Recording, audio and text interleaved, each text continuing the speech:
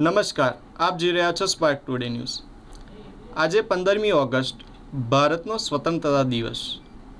તિરંગાનું ગૌરવ, દેશભક્તિની લાગણી અને શહીદોએ આપેલા બલિદાનને યાદ કરવાનો દિવસ।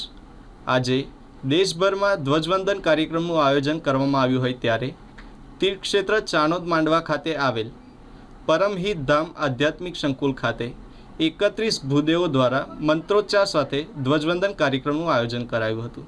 વડોદરા જિલ્લાના તીર્થક્ષેત્ર ચાણોદ નવા માંડવા ખાતે આવેલ પરમહિત ધામ આધ્યાત્મિક સંકુલમાં શ્રાવણ માસ નિમિત્તે યોજાતા ધાર્મિક કાર્યક્રમોના ભાગરૂપે હાલ જોશી નયનભાઈ શાસ્ત્રીજીની નિશ્રામાં 31 ભૂદેવોની ઉપસ્થિતિમાં ત્રિદિવસીય પંચકુંડી મહારુદ્ર યજ્ઞ યોજાઈ રહ્યો છે।